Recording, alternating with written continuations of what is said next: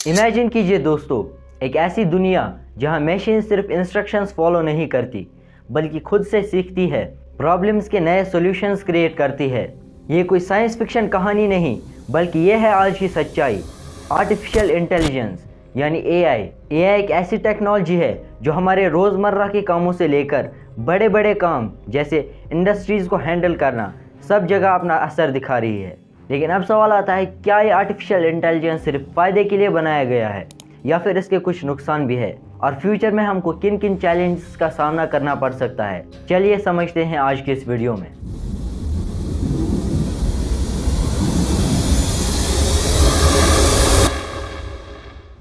Artificial intelligence का मतलब होता है किसी मशीन को इस तरह ट्रेन करना कि वो एक इंसान की तरह सोचे, डिसीजंस ले।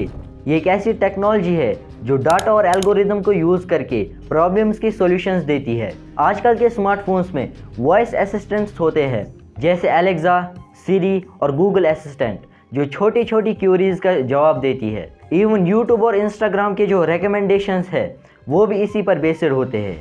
इसका एक सिंपल सा एग्जाम्पल है, जब आप किसी चीज़ के बारे में इंटरनेट पर रिसर्च करते हो, फॉर एग्ज़ाम्पल मुझे कोई फ़ोन लेना है, मैं उसके बारे में रिसर्च करूँगा। उसके बाद जब मैं यूट्यूब खोलूँगा तो यूट्यूब मुझे वही वीडियोस जो है रेकमेंड करेगा। ये सब पॉसिबल होता है एआई एल्गोरिदम की मदद से। एआई का कॉन्सेप्ट 1950s से शुरू हुआ जब एलन ट्यूरिंग, एक ब्रिटिश मैथमेटिशियन, ने सवाल उठाया, कैन मशीन्स थिंक। 1956 में डार्टमाउथ कॉलेज के एक समर वर्कशॉप के दौरान आर्टिफिशियल इंटेलिजेंस शब्द का जन्म हुआ। 1960s और 1970s के दौरान एआई सिर्फ एक एकेडमिक एक्सपेरिमेंट था।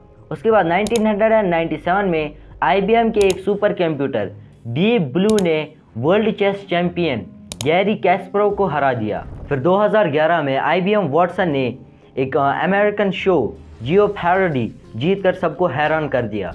फिर आया 2020 जब मॉडर्न एआई टूल्स जैसे चैट जीपीटी और डॉल-ई आने लगे, और इसके बाद पूरी दुनिया हैरान हो गई थी क्योंकि ये एआई टूल्स कुछ ऐसे काम कर सकते थे जो कि किसी आम इंसान के बस की बात नहीं थी।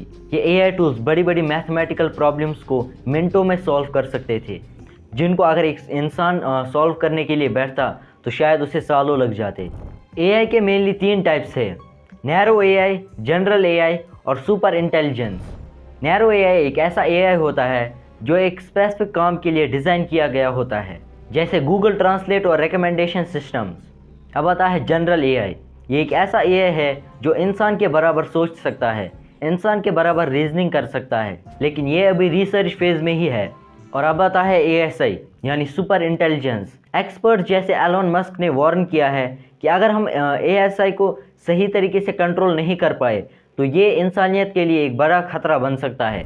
एआई का असर हर सेक्टर में दिखता है, जैसे health care, education, finance, transportation, और ये हमारी डेली लाइफ में भी काम आता है, जैसे वॉइस असिस्टेंस। एआई का एक सबसे बड़ा फ़ायदा है speed and accuracy. AI repetitive tasks को जल्दी और बिना थके कंप्लीट कर सकता है। एआई एल्गोरिदम्स ह्यूमन एरर्स को कम करते हैं, जैसे मेडिकल डायग्नोसिस।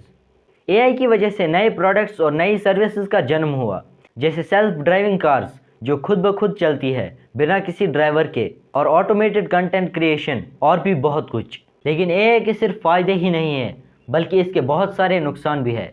जैसे एक बड़ा नुकसान होता है जॉब डिस्प्लेसमेंट। जैसा कि आप लोग जानते हो कि एआई बहुत ही ज़्यादा एक्यूरेट होता है, जिसमें एरर्स के चांसेस बहुत कम होते हैं। अब इसी चीज़ की वजह से ह्यूमंस को रिप्लेस कर रहा है। That is why some people say that AI can replace humans. अब आता है बायस। अगर किसी एआई को हम बायस्ड डाटा दे तो वो बहुत सारी गलत डिसीजंस भी ले सकता है। अब आते हैं इसके एथिक्स।